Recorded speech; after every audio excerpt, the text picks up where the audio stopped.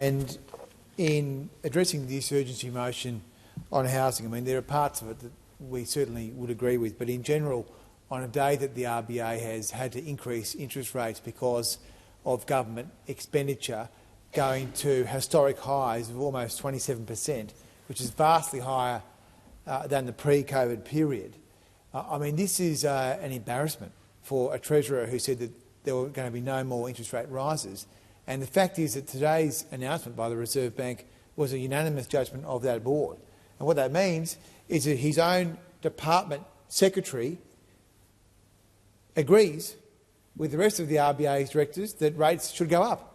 So it's a vote of no confidence in the Treasurer from his own department head today, and it's a vote of no confidence in the Australian economy, frankly. And I feel for the many Australians that now have to pay much higher mortgages because of Canberra's mismanagement. And then now, looking at the motion before the chamber, housing inflation is a big problem.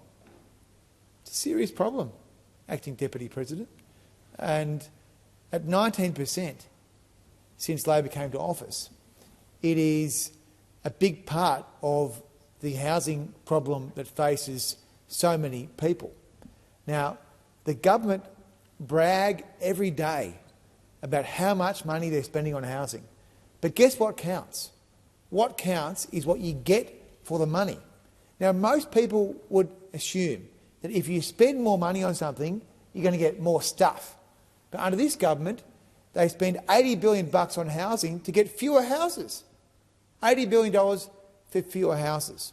And what you've also seen is a government presiding over a dearth in productivity growth in the housing sector, a collapse in productivity growth, and they have not sought to examine the issues of the CFMEU and other corrupt entities that are permeating and killing the housing sector.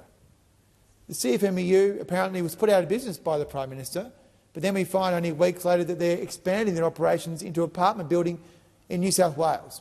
So you've got Canberra building a massive housing bureaucracy where Labor brags about spending billions and billions of dollars on housing, but we're getting fewer houses. We've gone from getting over 200,000 houses a year on average to now only 170,000 houses a year on average over the period of the Albanese government. And we see a huge inflation problem in the housing sector, a lack of productivity and a lack of will to address the corrupt mafia elements that have permeated the housing system in Australia. And so now all Australians have to pay the price of malfeasance, of waste, of mismanagement. And I say, as many of the members of the Senate and the House like to talk about political issues because, of course, they are politicians, that the Labor Party are very good at politics, they're very good at spin. They're probably the world's best politicians, okay? But they are the world's worst managers. And the scoreboard doesn't lie, because when you spend a lot of taxpayer funds but you're getting less of something, that is a bad result for the Australian people.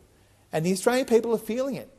And it's offensive to see the Housing Minister and the Prime Minister walk around and say, we're giving people 5% deposits. Fantastic. We've solved the housing crisis. I mean, it is jarring, because what that scheme is doing in an uncapped manner is pushing up house prices for younger people. So house prices are too high in this country, particularly for younger people. It is impossible for a person on an average wage to buy a house in many of our capital cities now. And one of the reasons is because of these demand-side gimmicks brought to you by the Labor Party and their spin machine. I mean, the Labor Party would have workshopped with their working groups and their polling shops what the policies were going to be before they even knew what they were going to be, because they're more interested in the spin. And the Prime Minister himself says he's more interested in having political fights than doing anything. So, you know, people take their opportunities and liberties to opine about the state of the opposition as they are welcome to do. But the fact is, this government's doing nothing. In fact, they're doing worse than nothing. They're actually taking the country backwards when it comes to housing. And the Australian people feel it. They feel it because they know that younger people are seeing the Australian dream fall out of their reach.